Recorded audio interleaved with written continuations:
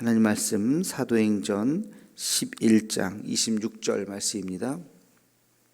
사도행전 11장 26절 한 절 말씀만 보도록 하겠습니다. 사도행전 11장 26절입니다.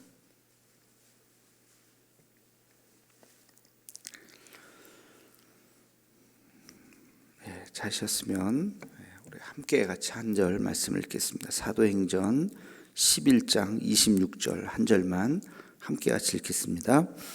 만남에 안디옥에 데리고 와서 둘이 교회에 1년간 모여 있어 큰 무리를 가르쳤고 제자들이 안디옥에서 비로소 그리스도인이라 일컬음을 받게 되었더라. 아멘. 오늘 말씀에는 배경이 있죠. 배경이 사도행전 최초의 교회라고 우리가 알고 있는 예루살렘 교회, 큰 교회를 이루었죠. 그러나 예루살렘 교회에 오랫동안 신앙생활을 할 수 없도록 이제 예루살렘 교회가 흩어졌습니다. 핍박이 일어났어요.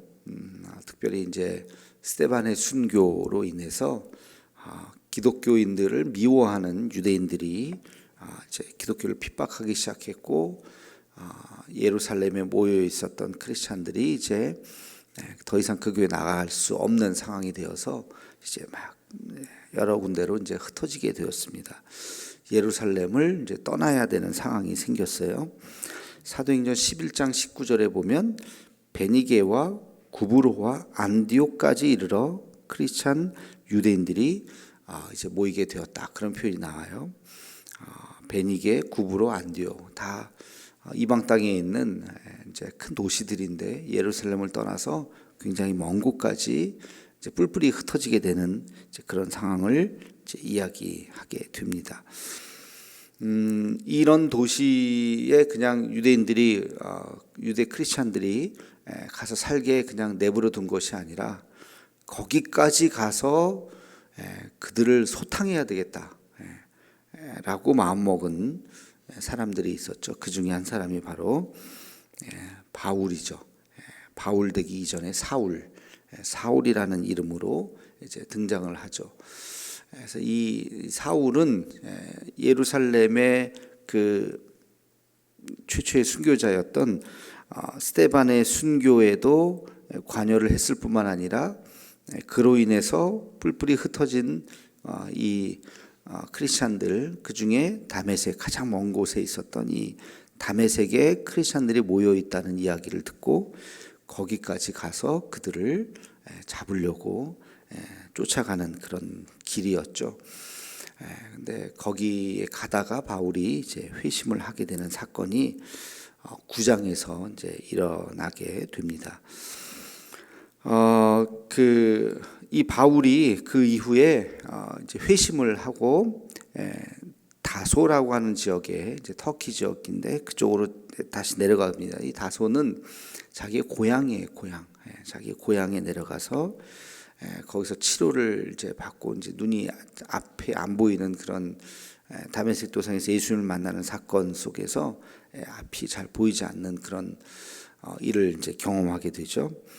그러다가 거기에서 그를 찾아온 사람이 있었어요. 바로 바나바였습니다. 이 바나바가 이 사울을 찾아와서 이 사울을 데리고 안디옥으로 갑니다. 그래서 그때 당시에 이 안디옥에 크리스찬들이 이제 모여서 교회를 이루고 있었는데, 이제 바나바가 이제 이 사울이 예수님을 엄청난 사건으로 인해서 만났다는 소리를 듣고 이제 뭐 아니면 도겠죠. 이게 진짜 거짓말인지, 그래서 오히려 우리에게 덫을 놓으려고 하는 건지, 아니면 진짜 회심을 했다면 사울이야말로 정말 하나님께서 쓰시는 귀한 사람이 될 것이다라고 하는 그런 기대를 가지고 이제 바나바가 사울을 만났던 것이죠. 그래서 그 가장 많은, 예루살렘 이후에 가장 많은 크리스찬들이 모여서 살고 있었던 안디옥이라는 도시에 이제 바울을 데리고 가서 이제 거기서 바울을 치료하고 거기서 이제 바울과 바나바가 한 팀을 이루어서 이제 복음을 전하는 그런 이야기가 배경 이야기입니다. 네, 오늘 말씀에 보면 11장 26절에 보면 이제 거기에서 그 안디옥에서 드디어 비로소라는 표현을 해 비로소 그리스도인이라 일컬음을 받게 되었다 그랬어요. 이것이 이제 오늘의 핵심인데요. 이 배경을 보면서 우리가 한 가지 이제 생각을 해야 될 게 한 두 가지 정도. 먼저 배경적인 교훈이 하나 있는데, 첫째는 안디옥 교회의 탄생이죠. 안디옥 교회의 탄생은 예루살렘 교회의 탄생하고 배경이 완전히 다르죠. 예루살렘 교회의 탄생은 이제 뭐 여러 가지 사건이 있었지만 베드로와 요한이 이제 중심이 되어서 제자들이 그 예루살렘은 예수님께서 돌아가셨던 그 장소요, 예수님의 숨결이 묻어 있었던 그 장소에서 복음을 직접적으로 전하고 기적을 베풀고 그러다가 수많은 사람들이 회심하고 그래서 생긴 교회가 예루살렘 교회였죠. 그러나 두 번째 교회라고 말할 수 있는 이 안디옥 교회는 그렇게 생긴 것이 아니라 핍박을 통해서 도망가서 사람들이 겨우겨우 이제 뭐 피난민처럼 모여서 그리고 떳떳하게 모였겠어요? 당당하게 모였겠어요? 쭈삣쭈삣 쉬쉬하면서 조심조심 모였던 교회가 바로 이 안디옥 교회였다는 것입니다. 이 핍박이라고 하는 거, 예루살렘 교회 핍박이 굉장히 큰 사건이었죠. 그 큰 교회가 다 흩어져 버렸으니까 뭐 교회를 뭐 지을 수도 없었고 그 당시는 아직까지 그냥 모였던 것인데 건물이 없었으니까 뭐 흩어지는 것도 순식간에 그냥 다 흩어져 버렸죠. 이 핍박이라고 하는 것이 그러나 모든 것이 다 나쁜 것은 아니고 핍박을 통해서 또 하나님께서 이 이방 지역에 안디옥 교회라고 하는 아주 독특한 교회를 이제 만들기 시작했다. 그래서 예루살렘 교회는 유대인들 중심의 기독교 교회였다면 안디옥 교회는 이제 이방인들이 중심이 되는 이제 그런 교회가 등장을 하게 되었던 것입니다. 그리고 배경적으로 또 한 가지는 아까 말씀드렸듯이 이제 안디옥 교회는 누가 등장을 해요? 바울과 바나바가 등장을 합니다. 특별히 이 바울의 회심, 예루살렘 교회를 핍박했었던 이 바울이 안디옥 교회는 성경 스승으로 선생님으로 나오죠. 교사로 나오죠. 이제 바울이 본격적으로 등장하게 되는, 그래서 이 안디옥 교회 파송을 받고 선교 여행을 떠나는 그런 이 바울이라는 사람이 등장을 하게 됩니다. 그래서 이 사울이 바울이 되었다고 하는 이 놀라운 사실이 이제 배경적으로 아주 특별한 일이죠. 그래서 사도행전 앞부분은 10장 정도까지는 다 베드로에 대한 이야기라고 한다면 이제 이 11장부터 시작해서 마지막까지는 대부분이 다 이제 바울에 대한 이제 이야기가 있습니다. 그러니까 사도행전 28장까지 있으니까 이 바울에 대한 스토리가 3분의 2 정도 차지하는 거예요. 더 많이. 그래서 바울에 대한 이야기가 그 사도행전이라고 하는 그 이름에서 예수님의 12제자도 아니었던, 사도도 아니었던 이 바울의 이야기가 훨씬 더 많은 분량을 차지하면서 실제로 이방 땅에 어떻게 복음이 전파되었는지를 아주 구체적으로 가감없이 핍박과 어려움과 뭐 이런 모든 것들을 다 기록했던 책이 바로 이 사도행전이 되었던 것입니다. 그래서 이 두 가지 사건이 이제 우리가 배경적으로 이 사도행전을 이해하는 아주 중요한 사건이고요. 우리 한 가지 질문을 이제 영성적인 질문을 좀 해볼 수가 있어요. 우리 매일 묵상에서 아주 중요한 것이 이제 질문이라고 그랬어요. 어떤 질문을 던지느냐, 그 질문에 대해서 어떻게 묵상을 하느냐, 이것이 매일매일 여러분이 묵상하는 아주 중요한 포인트인데요. 큐티책 같은 거 보면 그 묵상 질문이 이제 다 적혀져 있죠. 그래서 그 질문과 답이 큐티책에는 다 있지만 이제 우리는 그 훈련을 하는 거예요. 이 문장 속에서, 이 구절 속에서 어떤 질문을 던질 거고 그 질문에 대해서 내가 어떻게 묵상을 하고 대답을 할 것인가가 여러분들의 이제 훈련의 내용이죠. 이런 질문을 해볼 수가 있어요. 어떻게 안디옥에서 그들이 그리스도인이라고 일컬음을 받게 되었을까? 거기 보면 비로소라는 표현이 나와요. 비로소. 그 이전에는 그리스도인이라고 하는 크리스찬이라고 하는 표현을 사람들이 쓰지 않았는데 안디옥 교회에서는 그 사람들 크리스찬들이라고 하는 그리스도인들 그리스도인이라고 하는 것은 그리스도가 누굽니까? 예수님이죠. 그러니까 예수님을 따르는 자들, 예수님 닮은 자들, 우리로 치면 예수쟁이들, 예수쟁이 그런 표현 많이 쓰죠. 예수쟁이들, 저 예수쟁이들.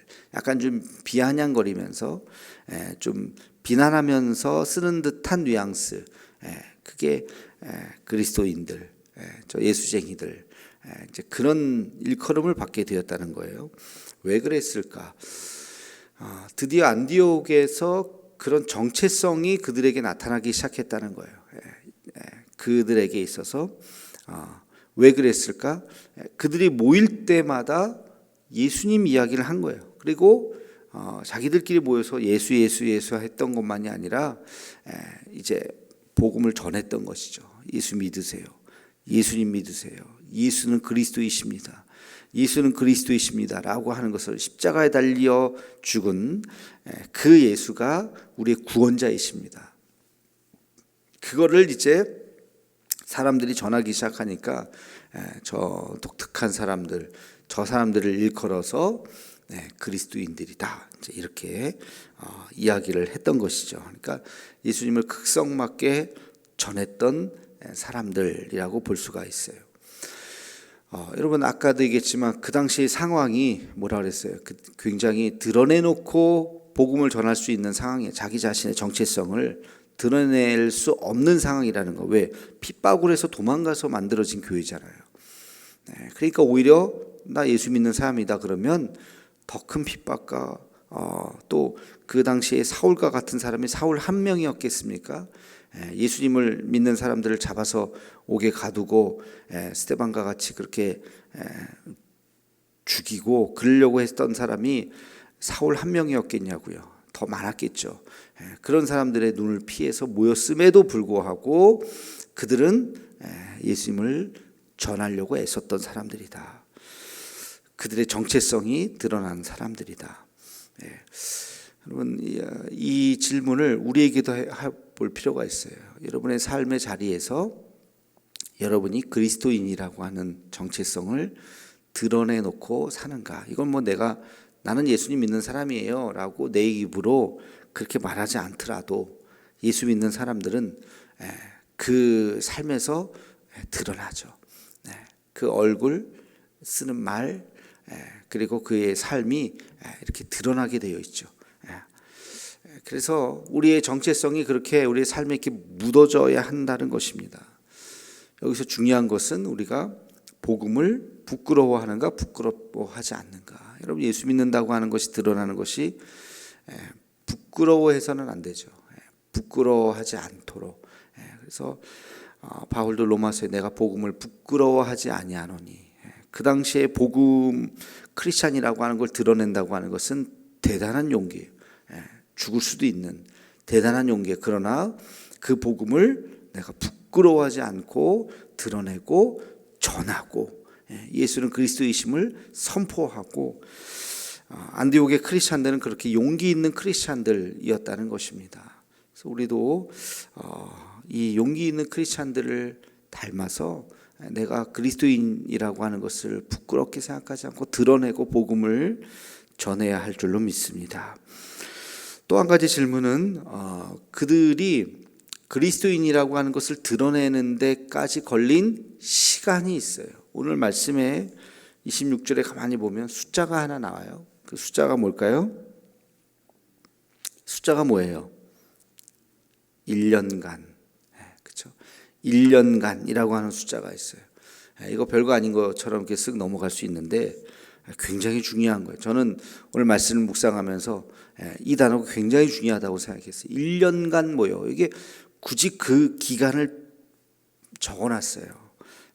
안디옥에 데리고 와서 둘이 교회에서 1년간 모여 있어 큰 무리를 가르쳤고 비로소 그리스도인이라 그들이 이제 드러나게 되었다. 1년이 긴 시간일까요? 짧은 시간일까요? 길기도 하고 짧기도 하고, 그렇죠? 10년에 비해서는 짧은 시간이요, 한 달에 비해서는 긴 시간이고. 그럼 이렇게 질문해 볼게요. 크리스찬으로서 바울이 변화받아서 다메섹 도상에서 있었던 사건 이후에 변화받고 말씀으로 다시 새로워져서 복음을 부끄럼 없이 전하기까지 걸린 1년의 시간, 긴 시간일까요? 짧은 시간일까요? 생각해 보세요. 긴 시간일까요? 짧은 시간일까요?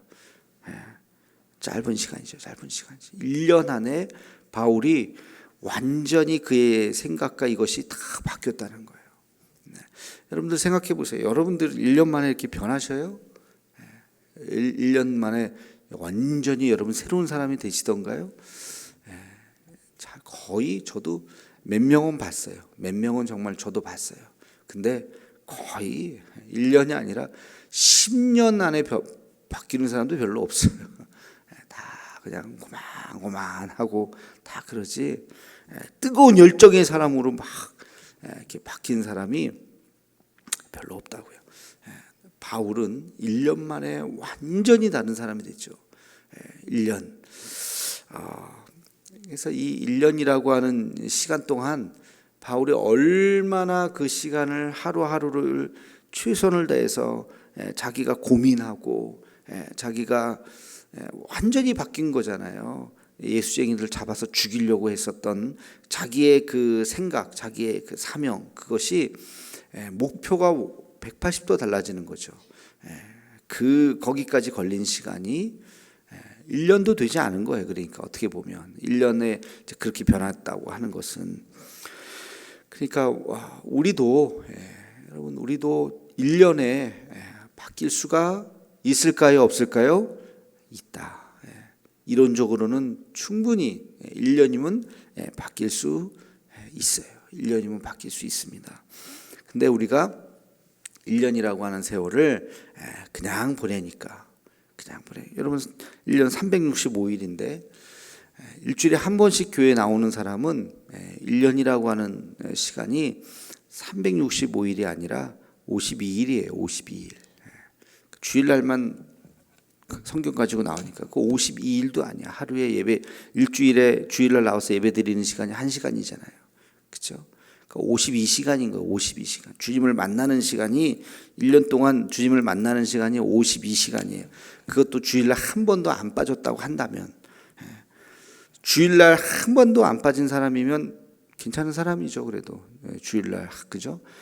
근데 주일날 한 번도 안 빠지고 교회 나온 사람이 하나님과 깊은 교제를 하는 게 1년이 아니라 52시간이라고요. 근데 매일 새벽 예배 나오는 사람이라면, 새벽 예배도 뭐 30분이죠. 새벽 예배만이 아니라 매일매일 말씀을 묵상하는 사람이라면, 그러면 완전히 달라지는 거죠. 그 똑같은 1년이지만, 나 1년 동안 신앙생활 했어 그러지만 실제로 이 사람은 52시간 신앙생활 한 거예요. 근데 이 사람은 52시간이 아니라 1년이 이 사람에 비해서 10년, 20년, 30년의 신앙생활을 한 것을 압축해서 신앙생활을 할 수가 있다는 거예요. 그러니까 그냥 1년의 시간이 그냥 나 10년 믿었는데, 잘 생각해 봐야 돼. 내가 10년 동안 뭐 했나? 주일날도 가끔 빠지고 주일날만 교회 나갔지. 그러면 그게 10년이 아니라고요. 아마도 바울은 하루하루 치열하게 말씀을 다시, 내가 지금까지 믿어왔던 것이 무엇이지? 뭐가 잘못됐지? 자기의 그 신앙적인 체험이 있잖아요. 그 다메섹 도상에서 예수님의 분명한 음성을 들었던 그 예수님의 기준에서 다시 생각한 거예요. 구약에서 말했던 그 메시아가 진짜 내가 그 음성을 들었던 그 예수인가? 그 바울도 알았잖아요. 그 십자가에 달렸던 그 사건이 이 구약과 어떻게 연결되는 것이고, 이것이 과연 우리에게 있어서 어떤 의미가 있는 것인가를 굉장히 매일매일 밤을 새면서 성경을 다시 찾아보고 다시 묵상하고 아마 그런 세월을 보냈을 거예요. 이야기하고 크리스찬들하고 그러면서 어느 순간 마음에 확신이 오고 이거구나. 그걸 어떻게 알아요? 바울 서신서를 보면 알잖아요. 그가 얼마나 자기 반성을 하고 자기가 회심을 하고 그리고 복음을 아주 정확하게 이해했는지를 그 이후에 편지를 보면 알 수가 있어요. 바울에게 이 1년은 엄청난 압축적인 시간인 거죠. 그러니까 우리가 하루를 그냥 보내도 정말 최선을 다해서 주님 안에서 보낼 수도 있고 그냥 스쳐 지나가듯이 그냥 똑같은 24시간이지만 그냥 보낼 수가 있다는 것입니다. 제가 그래서 다시 한번 강조하지만 여러분들 올 한 해 말씀 묵상 우리가 새벽 예배를 이렇게 묵상으로까지 하는 이유까지도 묵상을 하자는 그런 의미에서 이렇게 하는 거니까 그냥 뭐 목사님 맨날 하는 소리지 뭐 그러면서 또 안 하시는 분이 절반 이상이겠죠. 그냥 뭐 그런가 보다. 내가 아무리 얘기해도 그냥 한 귀로 듣고 한 귀로 흐르고 안 하시는 분들이 더 많을 거라고 그렇게 또 너무 생각하면 안 되겠죠. 하여튼 그렇게 생각하지 말고 그래 한번 해보자. 어려울 수도 있어. 처음에는 어려워요. 근데 하다 보면 또 어렵지 않습니다. 처음에는 좀 유치하게 질문할 수도 있어요. 괜찮아요. 괜찮아요. 유치하게 질문해도 돼요. 하면서 점점 자기의 질문 수준이 조금씩 높아지는 거예요. 자기 스스로도 기특하게 여길 수 있어요. 그리고 이제 혼자만 하면 또 안 늘 수도 있어요.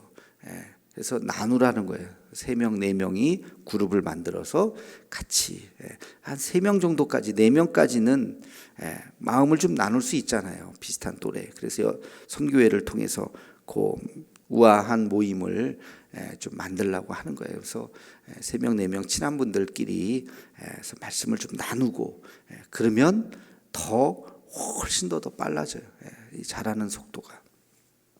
그래서 올 한 해 바울이 1년 만에 여기 저는 이 1년간이라고 하는 표현을 다시 한번 묵상하면서 이 물리적인 시간 누구에게나 똑같은 1년이지만 질량으로 따지면 어마어마한 시간이구나. 이것이 그냥 올해 또 1년이 지나갈 거예요. 올해 12월 31일이 오겠죠. 그 1년의 시간이 누구에게는 엄청난 우리 삶이 변화되는 시간이 될 수도 있고 어떤 사람은 뭐 그냥 또 똑같은 또 1년이 또 그냥 지나가는 시간이 될 수 있다는 것을 다시 한번 깨닫고 하나님 앞에 시간을 또 잘 활용하고 늘 기도하는 묵상하는 우리가 되기를 주님의 이름으로 축원합니다. 기도하겠습니다. 거룩하신 주님, 오늘 말씀을 다시 한번 보면서 안디옥 교회에서 비로소 그리스도인이라고 일컬음을 받게 되는 우리 초대 기독교인들의 모습 속에서 복음을 부끄러워하지 않고 생명의 위협 속에서도 복음을 전하는 그런 그리스도인들의 용기와 믿음을 우리도 본받게 도와주시고 특별히 이 바울이 1년간 그의 생각이 완전히 변했습니다. 하나님 1년이면 충분합니다. 하나님께서 늘 함께하여 주시고 이 말씀 속에서 우리가 1년 동안 최선을 다해서 말씀 묵상을 할 수 있는 우리 모두가 되게 하여 주시옵소서. 예수님의 이름으로 기도하옵나이다. 아멘. 제가 아까 오늘 격언을 말씀을 안 드렸네요. 오늘의 격언은 1년이면 충분합니다. 1년이면 변화됩니다도 되고요. 1년이면 충분합니다. 제가 만든 거니까 참고하셔서 여러분 잘 적으시기 바랍니다.